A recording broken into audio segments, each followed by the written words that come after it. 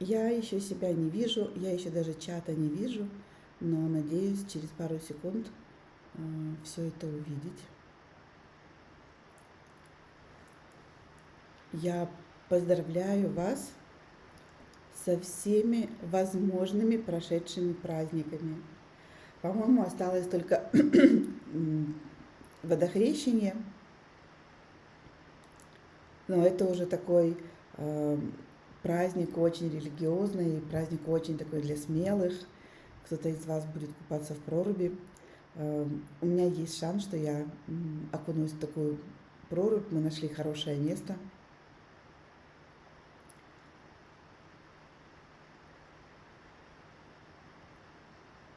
Итак, добрый день, здравствуйте. Мы сегодня говорим об этом, мы говорим о сексуальности. И я оделась так, чтобы наш разговор, чтобы настроиться на наш разговор, чтобы он проходил такой, знаете, в неформальной обстановке. На мне очень такой красивый восточный халат, пеньюар, в котором я легко встречаю мужчин, я в этом очень красиво выгляжу. И когда мы сегодня будем говорить о сексуальности, я бы хотела, чтобы наш разговор был диалогом, чтобы здесь было как можно меньше моих вот таких рассказов, вашего такого тихого слушания, чтобы это было так, как будто вы пришли ко мне в гости, мы попиваем чай или кофе, кушаем какие-то вкусные полезности и чирикаем у меня в гостиной на кухне.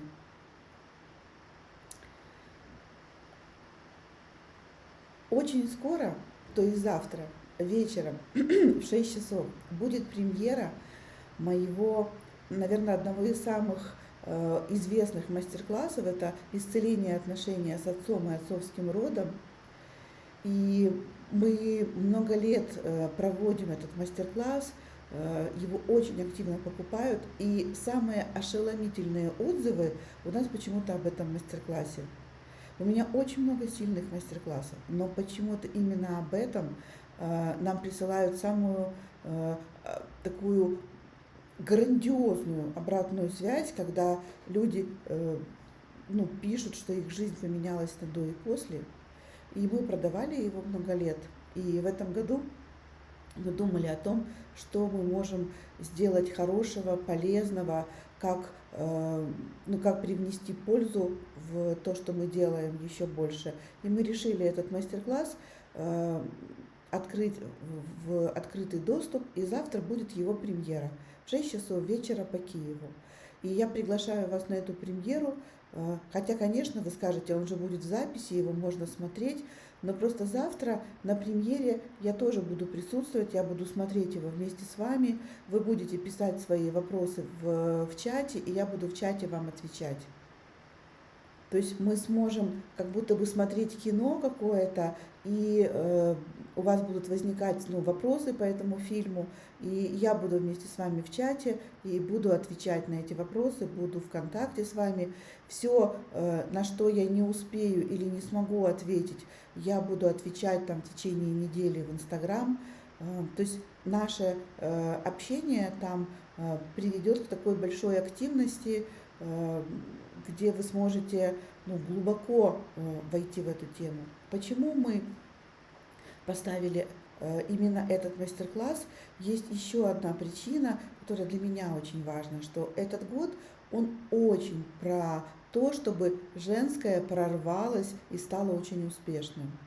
То есть в экономике, в отношениях между людьми, весь год будет подниматься вот это отношение неравенства, отношение борьбы женщин за свои права, отношение, когда происходит буллинг или домашнее насилие по отношению к женщинам.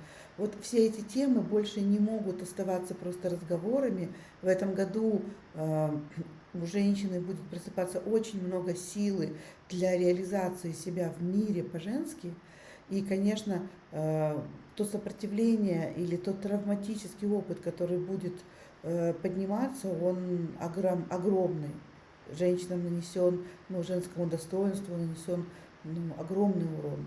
Я не борец за права женщин, Кали-юга хорошо прошлась и по женщинам, и по мужчинам, но вот в этом году наше женское будет испытывать эту вот потребность о себе заявлять, и везде вот, ну, страх, убитое достоинство, униженная самооценка, все будет, ну, травматическое подниматься. И, конечно, мастер-класс отношения с отцом, он призван исцелить в нашем внутреннем пространстве вот этого агрессивного,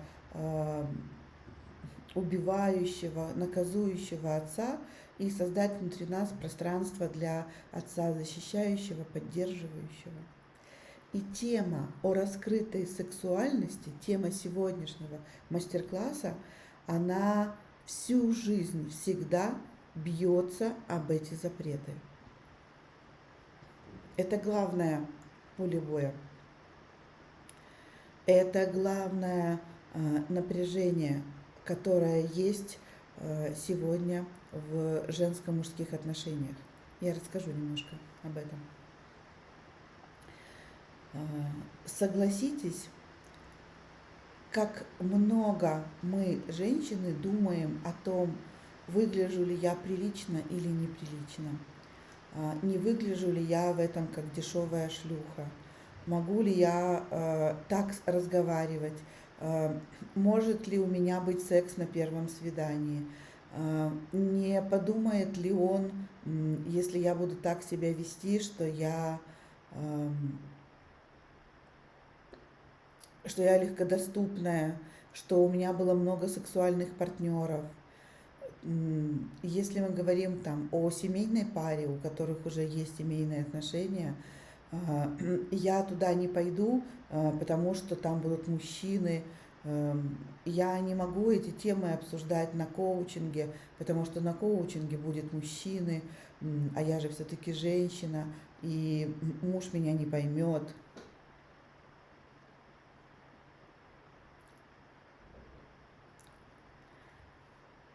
Как вам эти темы? Что вы об этом, ну, думаете?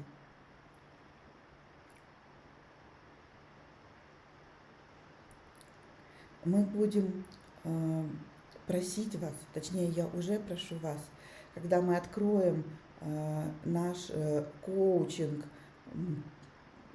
господи, простите, когда мы откроем наш мастер-класс «Отношения с отцом и отцовским родом», я вас очень прошу, сделайте, пожалуйста, репост этого мастер-класса, чтобы другие люди могли о нем узнать, увидеть.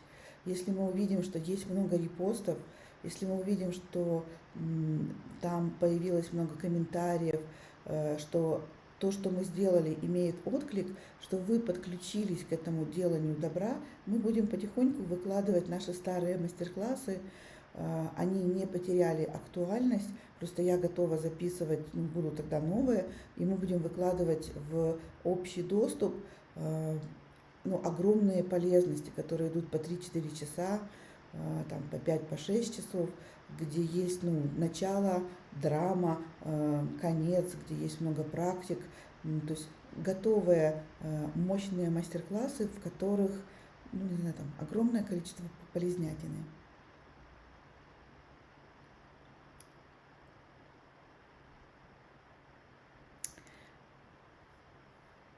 А сейчас вернемся к разговору о сексуальности. Знаете, вот мне все время кажется, что мы из этой темы, из сексуальности, мы из нее не можем выйти. Она настолько заблокирована, что мы даже не понимаем, что она заблокирована. Приведу какой-то такой дурацкий пример. Женщина устраивается на работу. Она приходит на собеседование, и ее собеседует другая женщина. И вот идя на работу, думая о том, что сейчас со мной будут говорить о том, подхожу я или не подхожу, я буду спрашивать, подходит мне эта работа или не подходит. Женщина при этом еще испытывает море сексистских мыслей. Мне надо так одеться, чтобы она не увидела во мне конкурентку. Так, кто принимает на работу. Мне нужно одеться так, чтобы понравиться шефу, но чтобы при этом шеф не подумал, что я ищу работу через свою сексуальность. Мне нужно быть хорошо и правильно одетой, и мне нужно как-то так говорить. Мне нужно продумать кучу десятков слов, речей. Но если бы у этой женщины была бы ее сексуальность, а сексуальность – это способность взаимодействовать в наслаждении с другими людьми, и неважно, с мужчинами или женщинами, и неважно в сексуальном взаимодействии, когда встречается вагина и пенис, или когда мы общаемся с другим партнером, и это интеллектуальное общение, и это общение может наслаждать, или это сердечное общение, или это дружеское общение. Любой контакт предусматривает, что в этом контакте может присутствовать огромная толика сексуальной энергии. И вот когда на собеседование, устраиваясь на работу, приходит женщина, у которой открытая сексуальность, мы говорим в бизнесе, что эта женщина уверена в себе, что она харизматична, у нее есть шарм, у нее есть некая манкость, притягательность. И ее сексуальность поднята сегодня в этом собеседовании в речь. Она так разговаривает, она так объясняет, она так строит свою коммуникацию, что люди, которые общаются с ней, очарованы. Они за этими словами, сквозь эти слова, сквозь эту речь, они ощущают шарм, вкусноту, вот этот вкус сексуальной энергии. И это не может не очаровывать, потому что у этого человека много жизни. И это значит, что она принесет эту жизнь в этот бизнес. Понимаете вы, что свои профессиональные навыки, которые мы приносим в компанию, это 10%, а 90% мы приносим туда свое желание жить. И компания – это сумма вот этих желаний жить и желания умереть. И успех в бизнесе – это когда приходит человек, у которого много желания жить, и это желание по своему направлению подходит самой компании.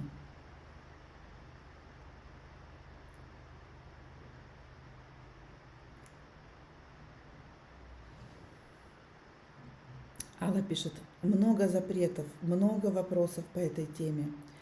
Прилично или неприлично, что скажут, что подумают, как будут относиться, как будто последствия будут разрушительными для меня. Да, спасибо, что вы готовы сделать репост, я благодарна вам за это. Итак, тема сексуальности, раскрытие сексуальности – это тема не на один раз. Это тема на каждый день. И для того, чтобы мы могли померить эту сексуальность, насколько она открывается, насколько она в нас раскрыта, это всегда будет разговор о том, насколько мы находимся в наслаждении.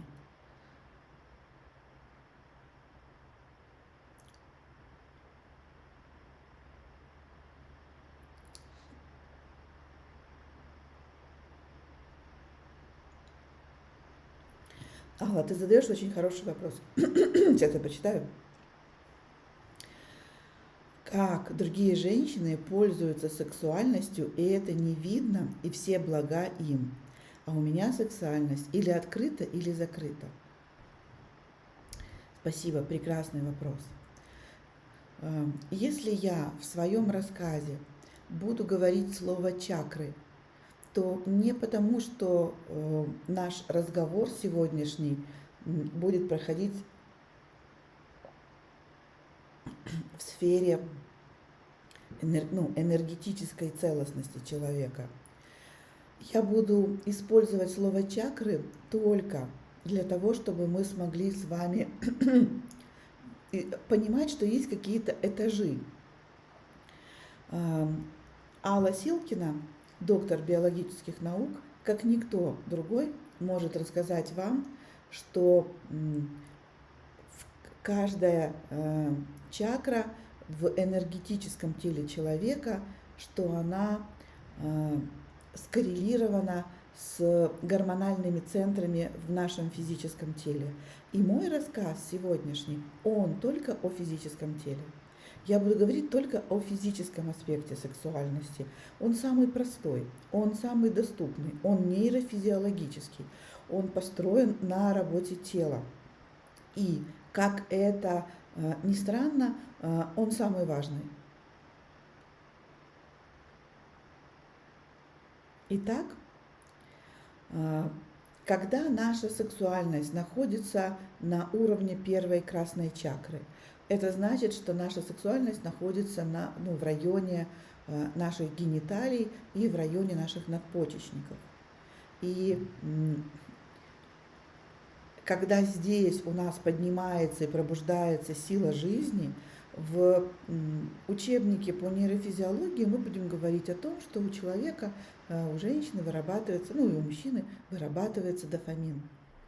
И вот здесь и начинается первое сражение за жизнь нашу.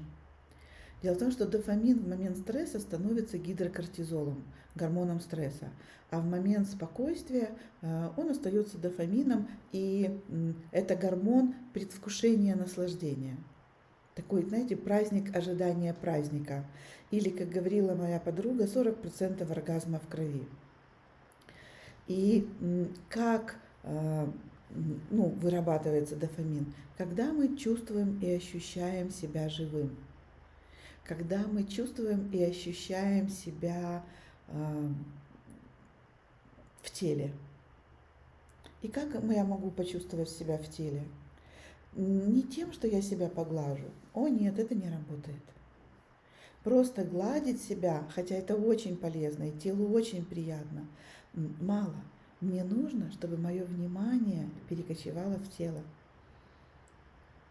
Мне нужно, чтобы мои чувства были чувствами по отношению к телу. Мне нужно, чтобы с телом встретились душа и разум. Вот тогда, в этот момент, наше тело ощущает себя в безопасности, когда наше внимание находится в теле, когда наши чувства находятся в теле, и эти чувства положительные. Представьте себе, мои дорогие, что вы только-только проснулись, а я, между прочим, только-только проснулась. Я сегодня до 5 утра участвовала в пудже, в таком огненном священном ритуале, который транслировали из Индии. И вот вы проснулись, и ваше внимание начинает сразу уходить в будущее сегодняшнего дня. Ой, так что делать, что у меня будет, что мне надо сделать, встреча, там завтрак, дети, школа. И мое тело, если мое внимание ушло куда-то, мое тело осталось без этого внимания. Но если я буду смотреть на свое тело, прислушиваться к нему, ловить свои ощущения, если я поразговариваю со своим телом, поощущаю, там, может быть, что-то хрустит, может быть, что-то где-то побаливает, может быть, что-то такое там, двигается энергия, мое тело подтягивается. Попробуйте сейчас, даже если это не утро, попробуйте сейчас представить, что это утро. Вот я специально одела этот красивейший халат, чтобы чувствовать себя вместе с вами. Помните, в гостиной, на диване мы пьем чай и болтаем. И вот позвольте себе себя поощущать, а как я, как у меня дела. Это самый простой уровень, это самый простой разговор с самим собой. И позвольте себе еще большую роскошь чувствовать к себе любовь, не претензии. Конечно, вы взвесились, вчера вы там вкусно поужинали, вес увеличился, может быть, вам хочется себя снова наказывать и сердить, и сердиться. Но давайте мы вот этого ворчуна оставим. Пусть посидит в кресле или полежит в кровати, или выйдет куда-нибудь выпить чаю. Сегодня уникальный день в моей жизни. Он никогда больше не повторится. Я на день становлюсь ближе к смерти, но я еще пока жива. И я жива только потому, что мое тело наполнено энергией жизни. И я испытываю такую благодарность к своему телу, такую любовь. Мне хочется его уже потрогать с любовью, с нежностью, с восторгом.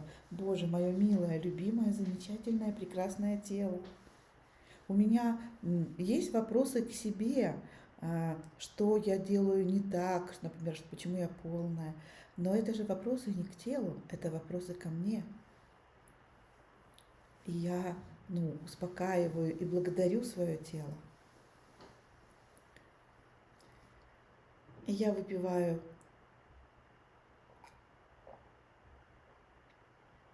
не торопясь немного воды, не торопясь для того, чтобы вслушаться в себя, почувствовать себя, как мне живется сейчас, какие у меня ощущения от этой жизни.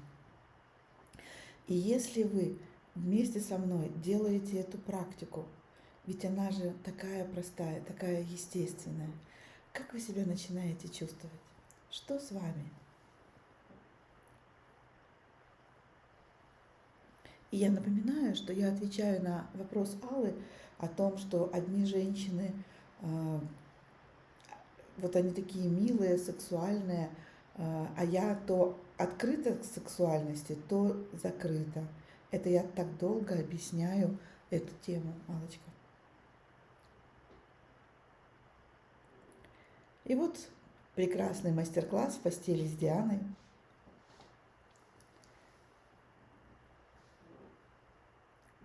И вот сейчас наше тело, которое всегда чувствует наслаждение, наше тело начинает чувствовать, что оно в безопасности, что его любят, что на него обращают внимание, что оно дорого нам.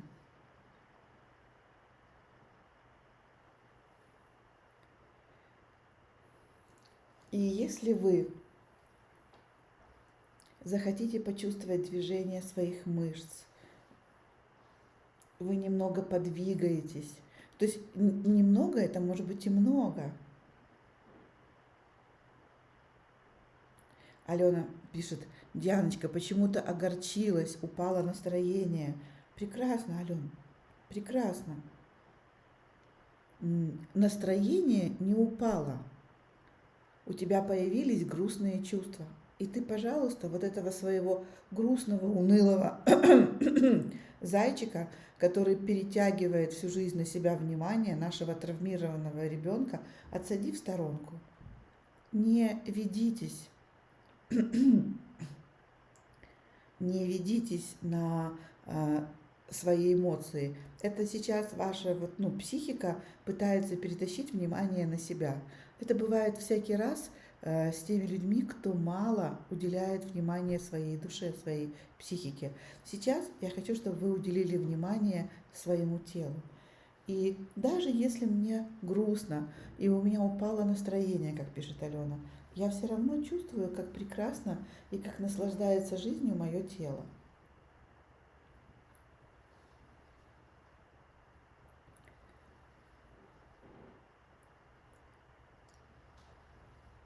И, конечно, давая внимание своему телу, я помню о своей промежности, я помню о своей вагине, о своей матке, и я даю внимание туда.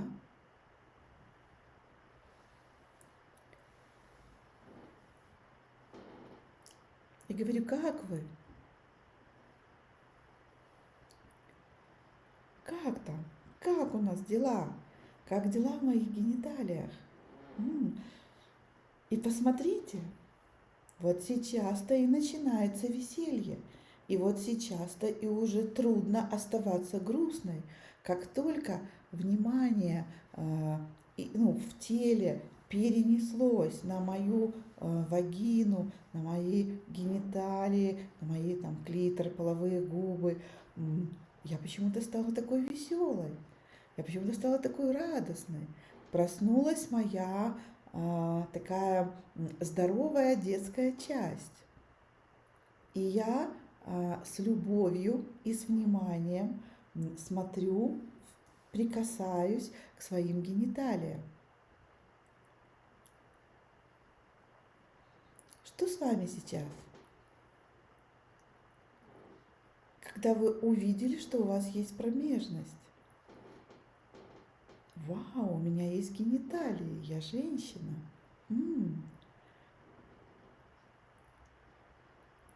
И, может быть, для вас будет удобно, может быть, вы не находитесь, хотя, наверное, практически все из вас в локдауне, вы можете спокойно сейчас прикоснуться к своим гениталиям. Я не рискую у вас на глазах это делать, хотя на коучинге по раскрытию сексуальности я легко это делаю перед коучингом и прихожу на коучинг уже очень включенная. И это физические прикосновения, и это ментальные прикосновения, и это эмоциональные, то есть чувственные прикосновения. И сюда, в свои гениталии, налейте много любви и благодарности. Что с вами происходит? Какая вы становитесь? Смотрите, и мы пока говорим о сексуальности соло. Здесь еще нету места мужчине. Или если вы лесбиянка, здесь нету места другому человеку, нету места партнеру. Здесь пока есть место только нам. Сексуальность начинается с нас. И, может быть, те, кто не был на моем коучинге по раскрытию сексуальности, вы удивитесь, но практически весь коучинг, первый уровень, я учу глубочайшим техникам, как поднимать свою сексуальную энергию, как ее включать, как ее поднимать сюда, в зону сосков, в зону горла, в зону гипофиза, поднимать сексуальную энергию наверх в зону гипоталамуса. Для чего? Для того, чтобы навсегда уйти из таких унизительных для женщины фраз и мыслей, что меня никто не хочет, он меня не хочет, и у меня нет секса, я одна, и у меня нет партнера, а он меня не удовлетворяет, потому что я иду в секс холодная, задубевшая, замерзшая, и наш секс длится там 5-10 минут, мы уже 20 лет женаты, и у меня на него столько обид, что он кончил, а я еще не разогрелась. Я учу быть уже сексуальной каждый день для себя, для того, чтобы испытывать вот это наслаждение каждую секунду, потому что оно принадлежит мне по праву моего рождения женщины. Девчонки пишут, мягкая, нежная, мне все можно. Это поднимает настроение, внутри просыпается улыбка. Картинка отстает от звука. Может быть, солнышко, может быть. Главное, чтобы звук не отставал от действия твоих рук и твоего внимания. Оля пишет, сначала была дрожь по всему телу, а сейчас огонь, аж горячо и жарко стало. Диана, благодарю. Это есть внутри вас. Это вы, женщина. Вы всегда в своем внутреннем пространстве можете быть такой сладкой, вкусной манкой для себя.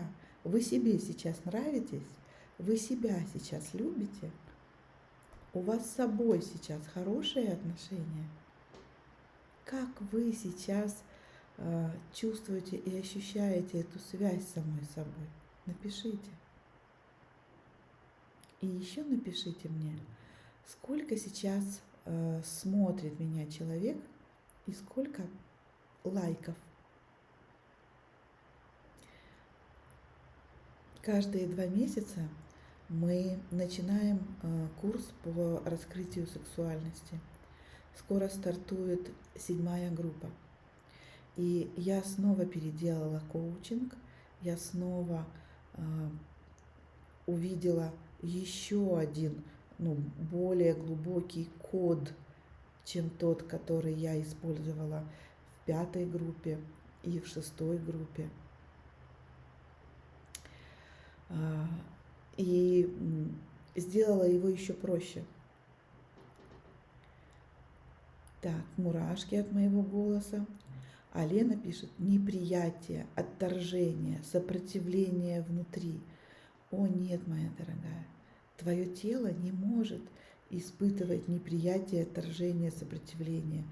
Твое тело любит ласку и нежность, но внутри тебя существует вот эта боль, травмированный ребенок. Высади его, пожалуйста. Не идите сейчас в психологию, не позвольте вашей психике перетащить внимание на себя. Это не потому, что она не важна, она очень важна. Просто ваша психика тоже начнет исцеляться, если начнет расслабляться и исцеляться ваше тело. Мария пишет: легкое возбуждение. Надя пишет: а я стала более закрытой, скованной. Тоже, Надя, высади куда-нибудь отдельно на стульчик того, кто стал закрытым, скованным. Просто насладитесь своим телом. На коучинге по раскрытию сексуальности я очень много времени и внимания уделяю вот этим негативным чувствам. Я учу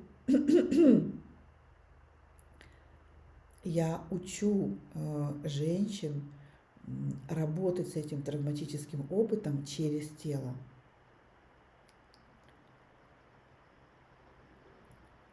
Поставьте, пожалуйста, лайки. Я вижу очень мало лайков у меня, а уже пора. Лена пишет: я себя обожаю. Елена пишет: 110/70. Это ты о пульсе своем говоришь? Мирослава пишет: да, это правда. Девочки, идите, не пожалеете. Коучинг про перерождение. И рекомендую сразу брать VIP-пакет, чтобы эти знания остались с вами навсегда. Спасибо, Мирослава. Да, жизнь до и после. Таня пишет: Дианочка, обожаю вас, благодарю, чувствую покой, нежность, игривость, улыбка на все лицо. И мы с вами делаем просто первые шаги.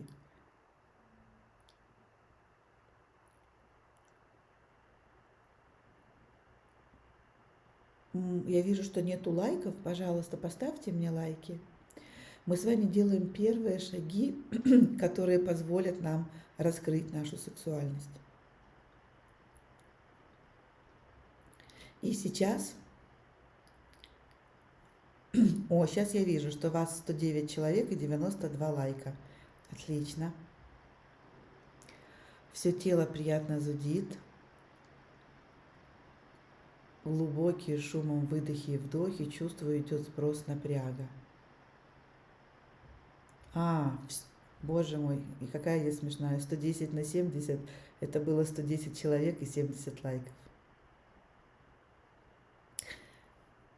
Давайте мы сделаем еще один шаг в ответе на вопрос о сексуальности. Девчонки, напишите, пожалуйста, как поставить лайк. Под видео там стоит вот такой вот значок. Лапка вверх и лапка вниз. Так вот, если тебе нравится, то лапка вверх. Девчонки, итак, первый шаг – это контакт со своим телом.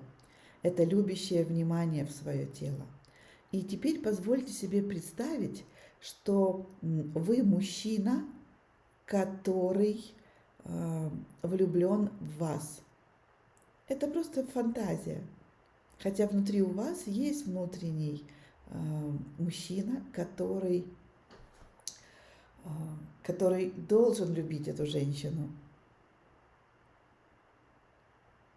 Давайте, представьте себе, что вы мужчина, который влюблен в эту женщину, в ее лицо, в ее голос, в ее тело, в ее душу, в ее характер.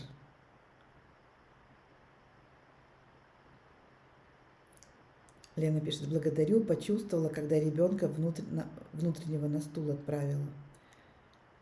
Так, да, Диана, благодарю, я поняла секрет харизмы и что люди кайфуют от общения со мной. Буду развивать жизнь прекрасно. Внутри себя благодарю. Ксения пишет: испытываю возбуждение, приятная нега разливается по телу. Девчонки, и это буквально несколько секунд. Итак, представьте, что вы мужчина. Мы делаем с вами следующий шаг. И на коучинге по сексуальности этот шаг занимает больше всего времени. Мы развиваем внутри нас нашего внутреннего мужчину. У нас много субличностей. И вы сегодня познакомились уже, или даже не познакомились, а встретились с грустными, с унылыми субличностями, которые всегда бегут вперед и говорят: вот мне плохо. И мы что делаем? Мы отодвигаем нашу наслаждающуюся часть и говорим: ну все, давай мы тебя снова будем спасать. Но этот процесс спасения, он бесконечен. И я не против, я сама мастер в этом спасении и исцелении. Но одно дело исцелять себя, наслаждаясь при этом жизнью, а другое дело бесконечно лечить хворого внутреннего ребенка, не дав своему телу, не дав себе, любимой, насладиться. Если такую взять метафору, то получается, что вот в этом состоянии, в которое вы сейчас попали, если к вам приходят больные люди, или вам надо поработать со своей травмированной частью, или у вас какие-то неприятности на работе, они намного проще и быстрее решаются.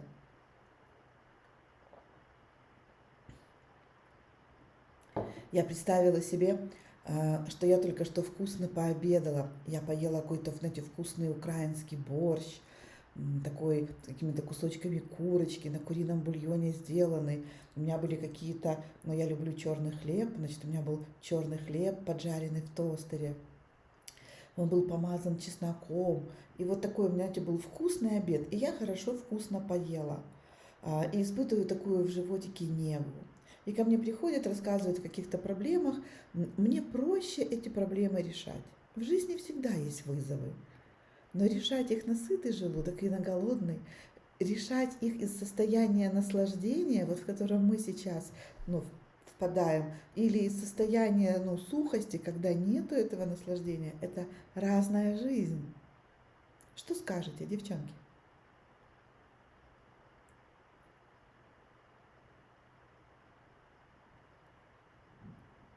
Согласитесь или не согласитесь? Ну а что мы делаем? Мы делаем не так. И те, кто начал рассказывать о своих травмах, я не упрекаю вас, девчонки, в этом. И все, кто начал рассказывать о своих травмах, это такие же мы. Мы говорим себе: вначале я свою историю могу сказать, что я могу себе сказать: вначале я похудею, постройнею, а потом буду сексуальной. Вначале я приведу тело в порядок, а потом я буду его любить. Да нет, я люблю своего тела, я люблю свое тело сейчас. Мое тело не виновато, что я полная. Мое тело меня защищает, охраняет.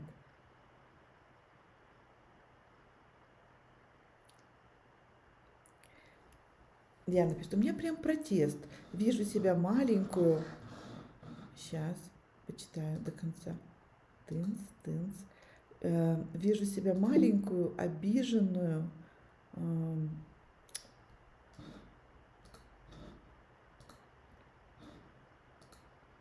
Ладно. Дианочка, напиши еще раз, а то у меня не видно, что там написано. Так. Ах. Представить мужчину внутри себя, а не мужчину... Так, я просто не могу дальше читать, у меня тут окошко открыто. Так и есть. О, не могу, захотелось одеть украшения, губы накрасить. Нет, не могу, а могу. Девчонки, не могу вот два ваших сообщения прочитать. Напишите их еще раз. Как вы правы, это перетекающая энергия инь-янь, жизненности, любви. Так, все, мне открыли окошко.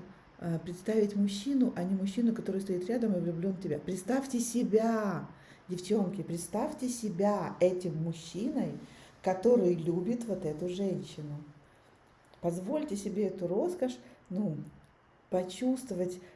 Может быть, вы будете чувствовать себя гусаром, может быть, вы банкир, может быть, вы геолог, может быть, вы, не знаю, бизнесмен, предприниматель. Вот вы мужчина с какой-то своей историей.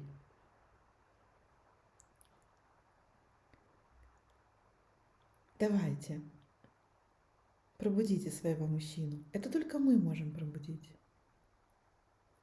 Диана пишет, вижу себя маленькую, обиженную, с губами надутыми, которую опять выгоняют, как гармонично принять своего маленького ребенка. Посади ее на кресло и скажи, что я тобой потом займусь. Принять своего внутреннего ребенка – это перестать обращать на него так много внимания.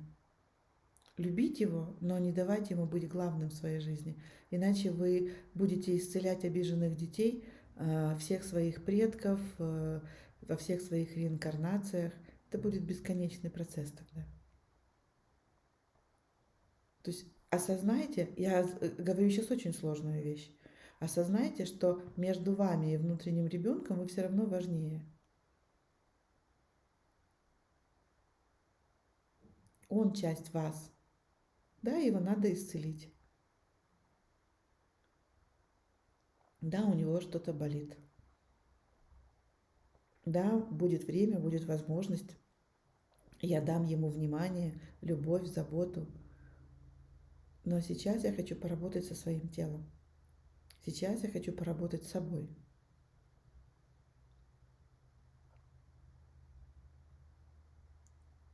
Сейчас я хочу чувствовать себя наслаждающейся жизнью. Я не хочу свое внимание снова направлять в какие-то бесконечные исцеления.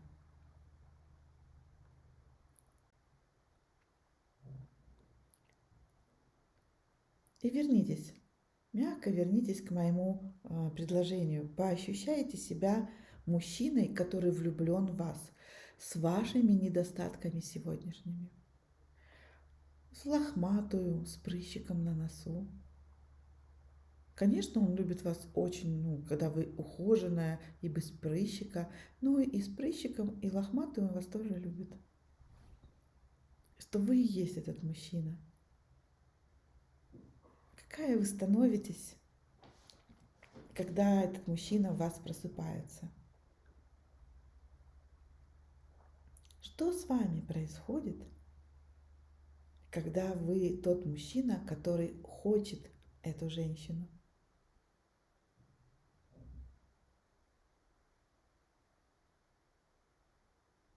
Соня спрашивает такой вопрос хороший. На каком этапе отношений можно заниматься сексом с партнером, если хочется построить хорошие отношения? Занимайся с ним сексом тогда, когда ты к этому готова, когда ты этого хочешь.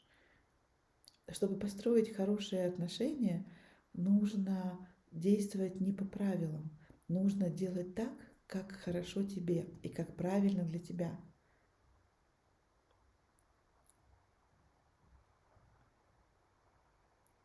Это может быть секс на первом свидании, если ты хочешь этого партнера, если ты чувствуешь, что и тело, и душа, и разум ну, хотят слиться с этим партнером. Но если ты чувствуешь, что твои гениталии говорят: «О, да», а твой разум говорит: «Куда, ты что, мы не можем, нет, я буду себя плохо зажато чувствовать, я потом буду чувствовать себя какой-то второго сорта», то не торопись, не надо воевать с собой. Сексом занимается и тело, и душа, и разум.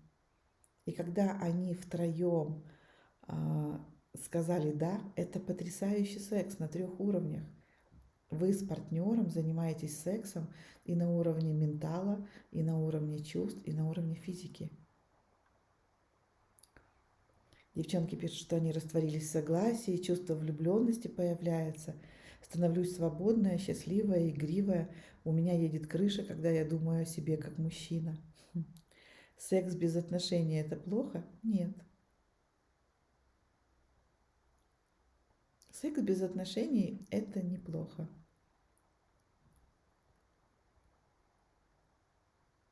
Но когда у тебя нету с этим мужчиной отношений, то твое сердце не занимается сексом с его сердцем. Тогда это чаще всего только физика.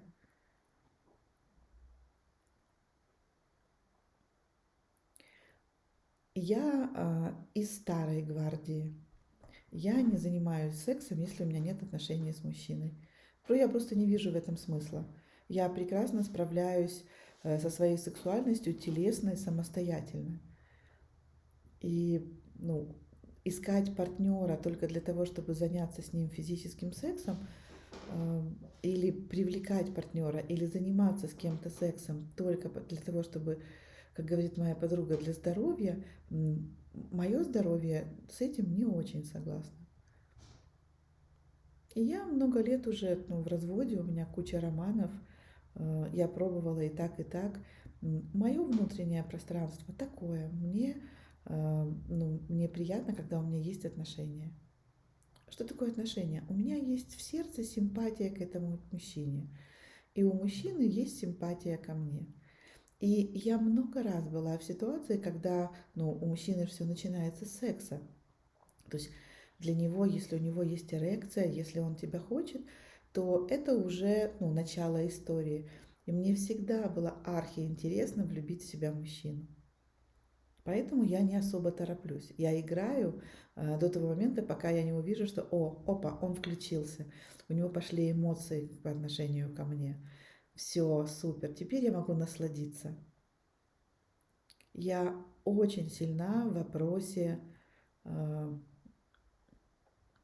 влюблять мужчин в себя. Я научилась этому. И флирт, кокетство, динамо – это один из способов быть интересной, быть непредсказуемой, быть такой, какой он хочет, быть такой, как я хочу, наслаждаться. Но главное, что я в этом вопросе, я играюсь, я наслаждаюсь.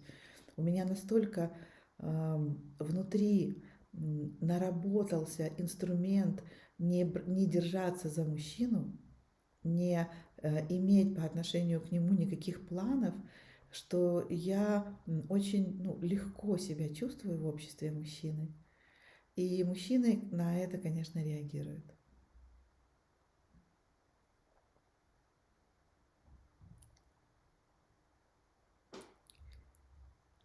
Таня пишет: завидую. Я тоже завидовала другим женщинам. Я научилась. Я не та женщина, которая умела это делать от природы или имела такую маму, сестру, где мне дали такую ролевую модель кокетничать. Я научилась. Я та, которая научилась. Поэтому не вижу ничего сложного в том, чтобы учить в этом других.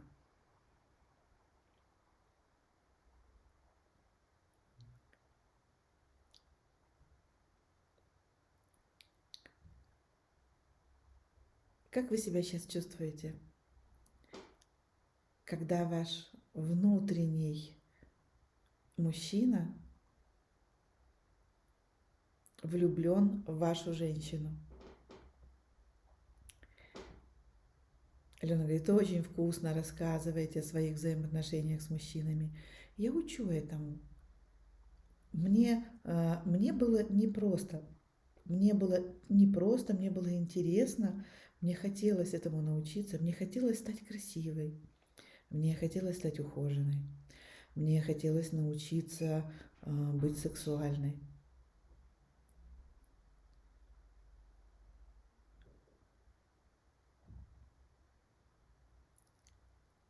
Анна пишет, расскажите, как не держаться за мужчину и иметь отношения. Нужно ли спрашивать, что между нами? Можешь спрашивать. Слова вообще не так много значат. Много значит ваше внутреннее состояние. Если у меня активно работает мозг, если я думаю, что... Ого. Ой, такие вопросы пошли. А если у него есть другая? Вы очень красивая и сексуальная. Я себя вырастила. У меня были короткие волосы, очки и деловой костюм. Грудь только была от природы. Ну, то есть я не занималась там пластикой своего тела, но такой вот сексуальной, красивой, ухоженной я стала. Хочу сама себя, интересное чувство. Почему-то я становлюсь ущемленной. Ну, посади ее вот сюда. Ух, Диана, какой ценный эфир. Я много для себя открываю.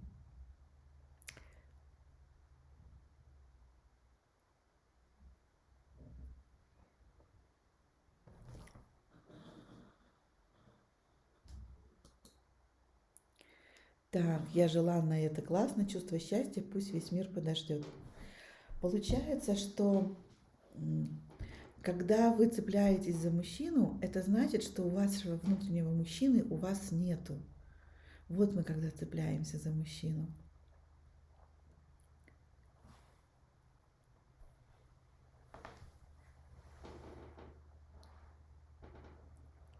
Потому что нам надо его слова, что я тебя люблю, что я тебя хочу. Зачем нам? А вот чтобы вот это чувствовать, что вы сейчас чувствуете.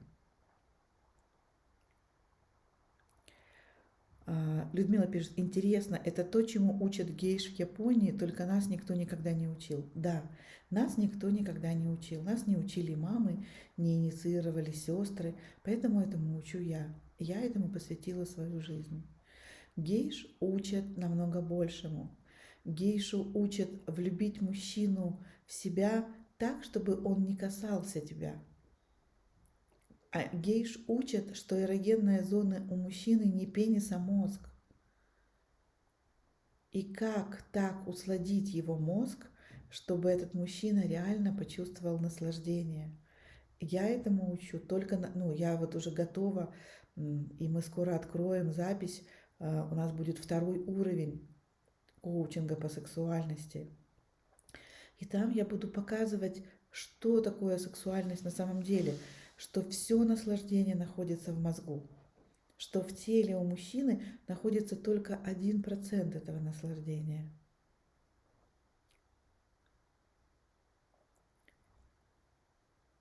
Сусанна пишет, а сейчас слезы, всхлипы, аж сердце вздрагивает, не умею наслаждаться, как вы. Та, которая не умеет, пусть посидит на креселке отдельно, а ты напитай ту, которая умеет.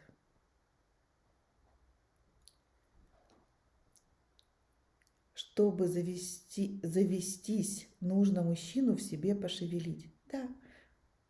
И чтобы не цепляться за мужчину, не выклянчивать у него слова любви, не спрашивать у него, любишь ли ты меня, как ты ко мне относишься, не зависеть от его оценивающего или недоброжелательного взгляда, чтобы не наряжаться только для него. Пробудите своего внутреннего мужчину. И все, кто был на коучинге по сексуальности, никогда его уже не смогут забыть. Он настолько прекрасен, он настолько сексуален. То, что испытывает женщина, у которой пробужден ее внутренний мужчина, ни с чем невозможно сравнить. Это секс, который происходит внутри тебя. Или другие люди смотрят на тебя, и вот тогда они притягиваются как магнитом, потому что обе части мозга наполняются, наполняют друг друга энергией. Тело, душа и разум друг с другом взаимодействуют. Такая женщина, она правда выглядит как магнит для других людей. Мы о ней говорим: вау, она магнетичная. Вау, какая она! А ей сладко. Ее внутренний мужчина влюблен в ее внутреннюю женщину. Он ее хочет. У него на вас эрекция, страстное желание, страсть. И вот это все живет внутри вас.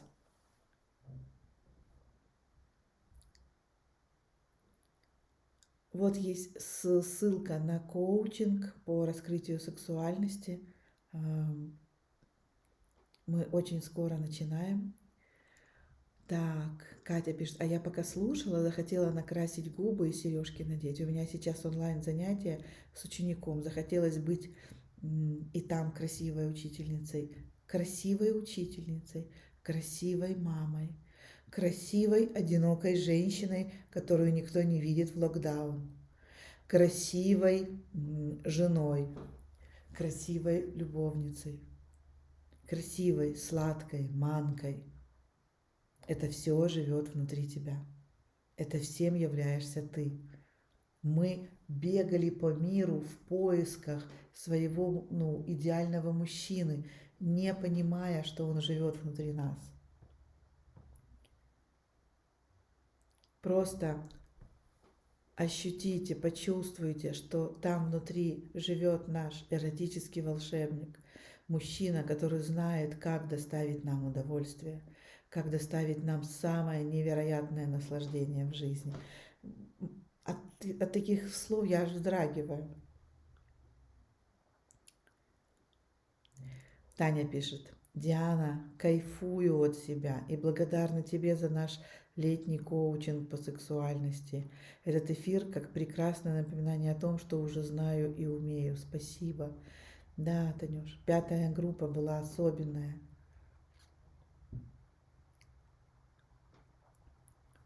Это все живет внутри меня. Я всем этим уже обладаю. И давайте просто сравним двух женщин, одинаково накрашенных, одинаково одетых, вообще абсолютно, два клона. Одна вот в таком состоянии, как я вам сейчас провела, инициировала, это называется, а другая ждет от мужчины, что ее сейчас, что вот мы с ним встретимся, и тогда он меня возбудит, и тогда он меня погладит. А поставьте, пожалуйста, плюсики, кто вообще был на моих платных коучингах, на моих платных программах. Я просто вижу много сегодня новых людей, и такие, я прямо слышу энергетически, как вкрапление к новой группе. Вижу тех, кто уже у меня учился, вот как Таня Ревека писала. Я прямо энергетически чувствую, что это более прогретые девчонки.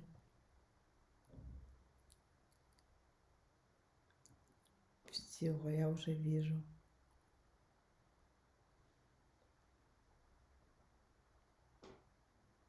Умеете вы вдохновить и включить в процесс принятия себя? Да, умею. Мало того, я в этом не просто умею, а я в этом очень хороша. И просто представьте, когда вы так вдохновляете мужчину, когда вы вот так себя ощущаете рядом с партнером. Татьяна пишет: не получается влюбить себя в мужчину. Это и есть история. Представь себе двух женщин. Вот ты, которая пытаешься этого мужчину в себя влюбить, и ты, которая уже сама в себя влюблена. Ты, которая в страсти и в кайфе от самой себя. Что произойдет?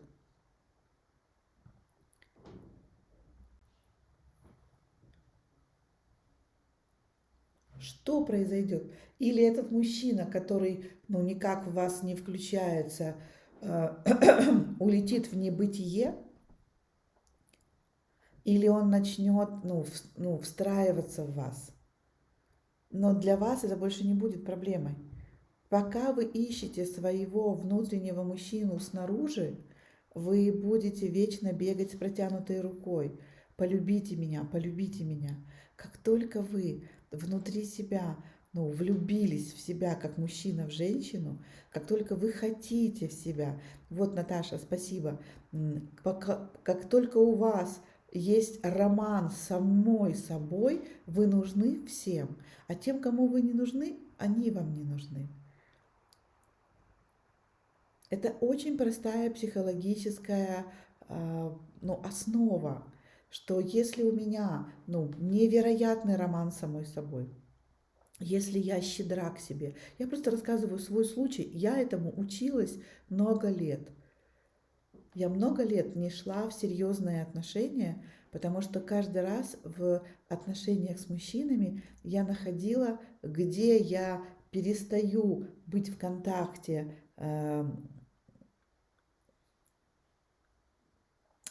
где я перестаю быть в контакте сама с собой и начинаю все ждать от мужчины. У меня такой момент все время наступал.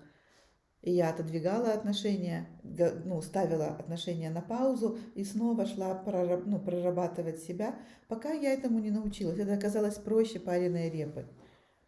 Это оказалось так просто, что мне было удивительно, что мне на это понадобилось так много времени. Какого я хочу видеть мужчину рядом с собой, таким мужчиной станьте самой себе. Вот вся сентенция. Какой психологический здесь происходит момент? Психика всегда в переносе. И это значит, что если внутри меня есть щедрый, сексуальный, заботливый, любящий, страстный, принимающий меня мужчина, если такой у меня есть внутри, то снаружи может появиться только его клон. Потому что снаружи это только отражение внутреннего процесса. И любой мужчина, который не подходит под вот это описание, мне не подходит. И он не нужен мне. Не в смысле, иди ты мне не нужен, он просто не нужен. Анна пишет, это такой страх есть, Аня, что если ты пробудишь своего внутреннего мужчину, то внешнего никогда не захочешь. Все наоборот. Вы пробудили своего внешнего мужчину, вы стали самой к себе щедрой, сексуальной, любящей, заботливой, влюбленной, ласковой, не знаю, строгой, если надо. И снаружи этот мужчина начинает проявляться. Так устроена психика. Снаружи проявляет все, что есть внутри. Так, моя внутренняя женщина задрала носик. Про протянутую руку это точно. Вот, про роман с самой собой. У вас красивые волосы. Да, очень красивые. Я их не крашу. Яночка, вы волшебница? Нет, я человек. Я человек, я женщина. Я женственная женщина, которая вот всему, чему вас учит, всему научилась сама. Может быть, поэтому я такой хороший мастер, потому что мне понятно, как быть без сексуальной энергии. Мне понятно, как быть нелюбимой мужчинами. Мне понятно, как быть нелюбимой самой собой.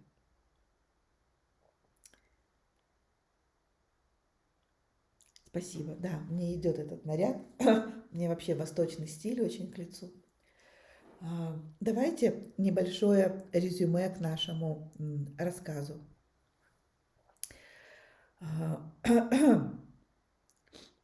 То, что вы сейчас испытываете, это несколько шагов, которые может, должна и испытывает женщина, когда она постигает свою сексуальность. Оля пишет, что той женщине не хватает огня внутри, в глазах, в голосе мягкости, сексуального легкого движения, то хочется на руках носить, любить. Вот так оно и происходит. Одна попрошайка, одна, знаете, внешняя оболочка, все накрашено, тренировано, там плоский животик, там подтянутая попка, все прекрасно. То есть, мужчина смотрит и понимает, можно показать другим людям. А вторая, она точно такая же, напоминаю. А вторая, она еще светится изнутри, она сладкая, и она не кричит, иду к тебе. Она говорит, иди ко мне. То есть она притягивает к себе. А та, хочет на вас наброситься, потому что она голодная. И, конечно, к этой тянешься. Наталья пишет, 4 года без отношений была, и сейчас пришел в мою жизнь король, мужчина моей мечты. Ты сейчас объяснила, как это получается. Благодарю.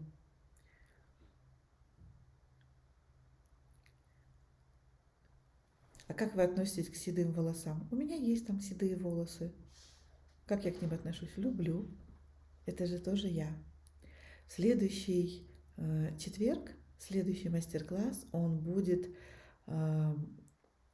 о гаданиях, о мистических ритуалах. Он очень женский мастер-класс.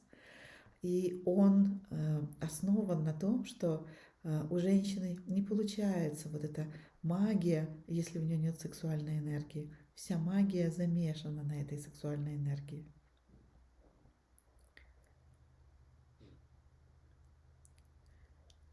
В следующий четверг, и это каждую неделю происходит, каждый четверг я делаю новый мастер-класс на какие-то интересные темы. Я всегда вот придумываю, что мне такое одеть, о чем я буду говорить, что я привнесу, какая вы станете, как вы изменитесь, когда мы с вами встретимся.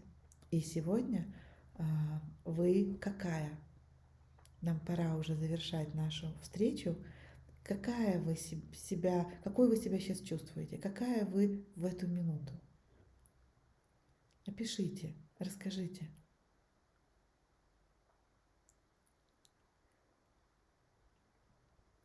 Позвольте себе это роскошь ощущать себя. Я показала вам 2 шага. 3. Первое тело, второе гениталии и третье включить внутреннего мужчину.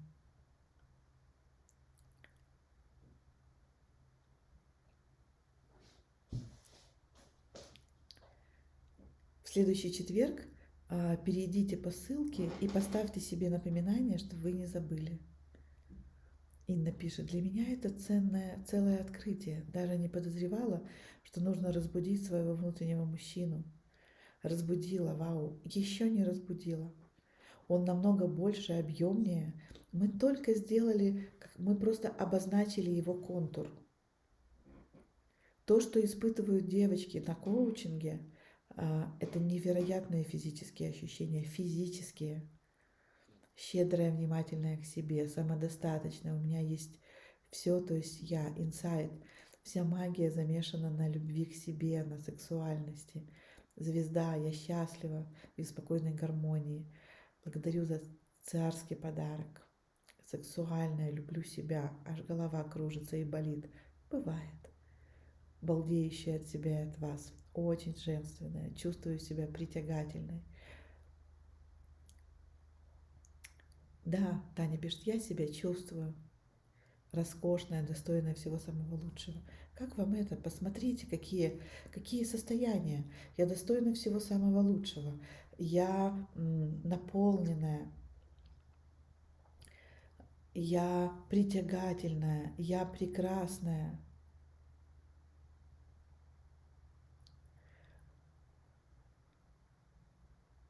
Невозможно женщину, которая открыла свою сексуальность, унижать.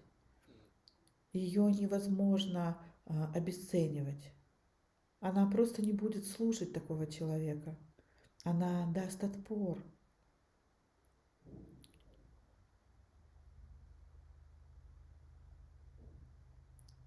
Я вспомнила, пишет Дианочка, я вспомнила этого внутреннего мужчину, он был в раннем детстве, как как любила его в себе. Мгм. Истина слетает с твоих губ. Да, кошечка, да.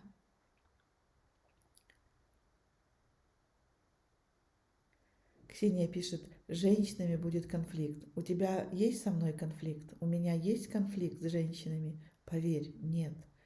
Та женщина, которая открыла свою сексуальность, свою истинную природу, она не знает, что такое конкуренция. Нету конфликта, нету у меня, вы влюблены все в меня. Открытая сексуальность уникальна у каждой женщины. Но если женщина использует свою сексуальность для того, чтобы кого-то завоевать и будет воевать с другими дамами, ее сексуальность мгновенно превратится в норадреналин. Я напомню, с чего я начала свой рассказ. Дофамин становится норадреналином, как только вы вступаете на тропу войны. Будет ли запись следующего мастер-класса? Не могу посмотреть, но очень хочется. Все мастер-классы у меня на YouTube-канале. У меня великолепные мастер-классы. Каждый четверг я делаю такие прекрасные разборы, делаю такие интересные темы. Посмотрите, поставьте свои лайки, пишите комментарии, оставьте свои отзывы под этим видео. Кто хочет пойти на коучинг по раскрытию сексуальности, заходите и оставьте заявку.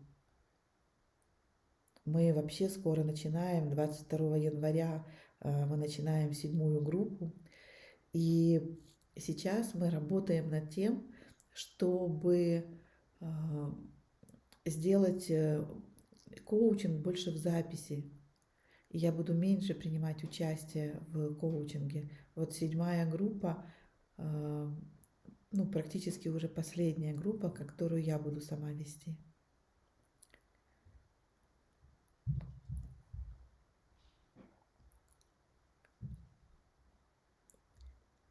Более 7 лет одна. Прекрасно. Приходи на коучинг. У нас таких историй много, когда женщины раскрывались и находили себе партнеров, новую работу. Вы нравитесь миру, мир в вас влюбляется. То, что решалось сложно, начинает решаться легко. Что-то, какие-то проблемы вообще уходят, вы забываете про старое.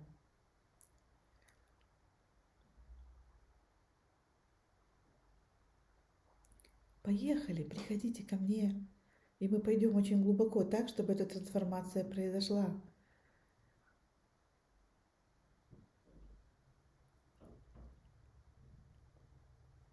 Я знаю все, что чувствуют женщины, у кого закрыта сексуальность, кто не может выпустить своего внутреннего мужчину. Меня тут пишут, тут все одинокие сексуальные львицы за 40. Тут есть и после 40, и до 40, и есть не только одинокие, и есть женщины, у кого есть мужья, но всем нужна сексуальность. И завтра смотрим мастер-класс про отношения с папой. Приходите, я буду тоже смотреть вместе с вами. Пишите вопросы в чат, я буду писать вам ответы на что-то, что требует какого-то длительного объяснения. Я специально выделю время и в Инстаграме сделаю отдельный эфир, где буду отвечать на ваши вопросы о папе. Так, есть за 50, замужем 38. Ха-ха-ха. Дианочка, вы даете тепло зимой. Да, киса, да. И посмотри, это не моя какая-то уникальность. Это уникальность любой женщины, у которой раскрыта сексуальность. С ней тепло, от нее не хочется уходить. Вам хочется завершать мастер-класс, но вам хочется говорить, чтобы я уже поскорее закончила. Нет, вы еще посидели бы, посмотрели бы, послушали, повпитывали. Почему? Потому что когда внутри у меня движется эта сексуальная энергия, то у вас она просыпается тоже. Просыпается ваш процесс. Так, хорошо. Закрытое изобилие. Это же здесь же. Открытая сексуальность, в ней есть всегда ощущение, что все получается. И у вас получится, просто вам нужна помощь. Потому что там, где она закрыта, вы не решаетесь, нарушить свои собственные, обеты, когда вы сказали, что вы будете эту энергию куда-то сливать, или вы будете хорошей девочкой.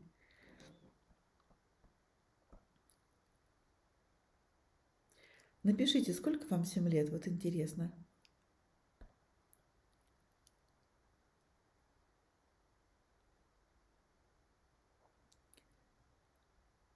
У сексуальности нету возраста. Она открывается в 3 года и будет с нами до последнего дня нашей жизни.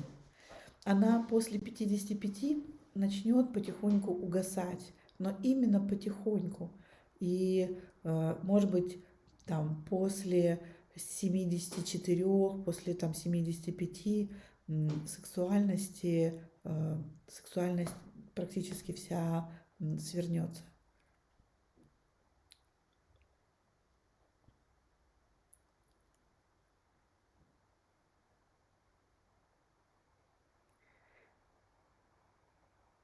Тридцать 39, 40, 56, 36, 42. Самое время насладиться вот этой сладостью. Знаете, в 40 лет, в 45 баба ягодка опять. Сексуальность, она имеет в каждом возрасте разный вкус. На коучинге, вот в 7, я об этом немного расскажу, прямо покажу уровни этой сексуальности. И чем старше становится женщина, тем более настоянным становится ее вино. Оно превращается в нектар. То есть правы те мужчины, молодые, которые хотят секса со зрелыми женщинами, у них очень вкусная, сладкая, концентрированная сексуальность.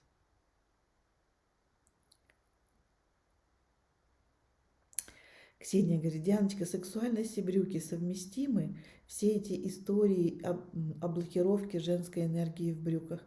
Слушай, да, женственность любит длинные платья, любит же усиление женственного. Согласна. Но брюки тоже могут быть женственными. Но я знаю это состояние, Ксения, и ты знаешь. Оденьте красивое кружевное белье, оденьте мягкую шелковую, вот на мне сейчас такая приятная шелковая маечка, которая ласкает мое тело. На мне бархатный халат, который ласкает мое тело. Или одеть белую футболочку, синие джинсы, белые кросики. Количество сексуальной энергии будет разное, и вкус у этой сексуальной энергии будет разный. Поверьте, сексуальная энергия самая тонкая, чувствительная к тому, что снаружи. Именно поэтому мир так быстро меняется. Именно поэтому приходит так много денег. У меня с собой нету сумочки Шанель, но у меня есть вот такой красивый, подаренный мне подружками таймпленер. Он ласкает ваш взгляд. Это красиво? Красиво. И вот когда такой таймпленер стоит у меня в кабинете, я смотрю на него, мой взгляд наслаждается. У меня вот такое красивое зеркало. У меня тут все предметы красивые, просто неудобно вам все это показывать. У меня за компьютером стоит огромный букет красивых цветов. У меня здесь стоит букет красивых цветов. У меня стоят красивые розы. У меня стоит вот из черного дерева Вот такая вот шкатулка, где лежат всякое разненькое. То есть, когда у вас внутри открывается сексуальность, вы будете чувствовать, то есть чем больше она будет открываться, она настолько тонко ощущает вкус, цвет, это же телесный опыт, настолько тонко ощущает запахи, вкусы, что вы становитесь эстетом помимо воли. Вы просто не сможете ходить в каком-то, не знаю, там старом белье, спать на каких-то старых простынях или дешевых. Ваше тело будет просить, не знаю, там шелковые простыни или из египетского сатина. И поскольку тело это будет хотеть, ваш мозг будет придумывать, как заработать деньги.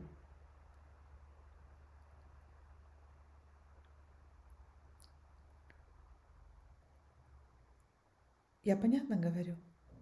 Это процесс, когда вы открываете сексуальную энергию, у вас появляются все более утонченное желание чем-то чем-то себя наслаждать. И поскольку это будет запрос от наслаждающегося из наслаждающегося тела, телу, это в кайф. Я открываю баночку с кремом. Я купила какой-то швейцарский крем. Он с афродизиаками. Он пахнет так, что у меня кружится голова. Я хочу нанести этот крем на свое тело. Мне так приятно, он так приятно впитывается в мое тело. Я испытываю такое блаженство, когда этот крем. И я больше не могу пользоваться кремами Шанель. Моя сексуальность, она развилась, и мне этот запах кремов Шанель, которые мне казались раньше великолепными, они для меня слишком яркие. И мне нравится там розовое масло. И мои друзья привозят мне из Болгарии розовое масло там с маслом амаранта, с маслом миндаля. Я наношу на тело, и я чувствую, боже, как же мне приятно. То есть ваша способность наслаждаться, она будет усиливаться, она не сразу будет такой. Это со временем. Моя способность вот это вот различать наслаждение стала все больше. И эта способность различать наслаждение, она приводит к тому, что тело начинает искренне просить у разума, я хочу там отдохнуть, я хочу туда пойти, я хочу такой физической нагрузки. Я наконец нашла себе такие физические упражнения, такой спорт, который вот реально нравился моему телу. И вот это развлечение приводит к тому, что у мозга есть, знаете, как женщина попросила, и у мужчины есть вдохновение это сделать. И я стала все больше и больше увеличивать свои доходы. Они стали увеличиваться, потому что мне нужно все больше.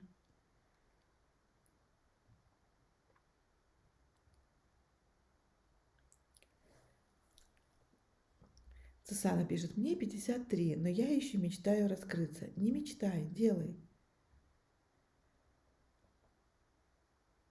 Ну что, завтра смотрим мастер-класс про папу. Сегодня от 1 до 100 поставьте оценки нашему мастер-классу. И будем закрывать эту тему.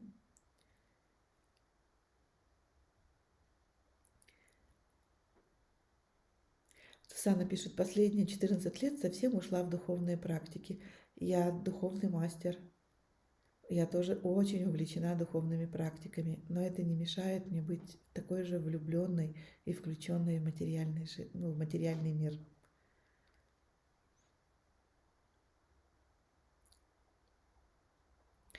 Эфирные масла – это прекрасные афродизиаки. 90% эфирных масел усиливают нашу сексуальность.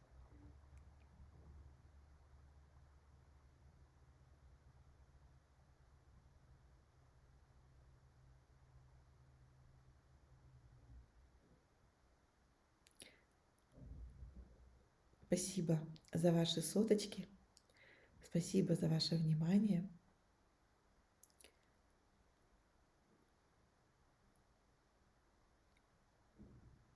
Приходите ко мне учиться. И я тот мастер, кто может вас инициировать в эту тему, в наслаждение жизнью. Елена пишет, будет эфир для зрелых женщин. Я сама зрелая женщина, мне 55 лет.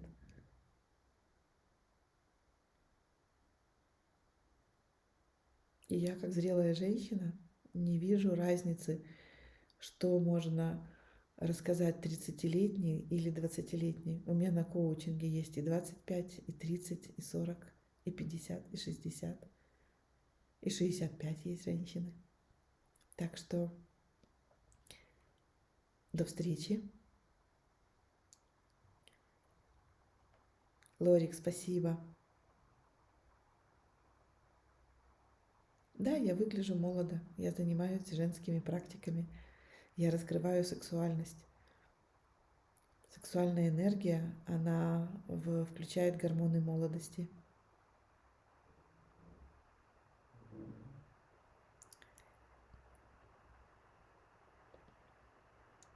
Прощаюсь.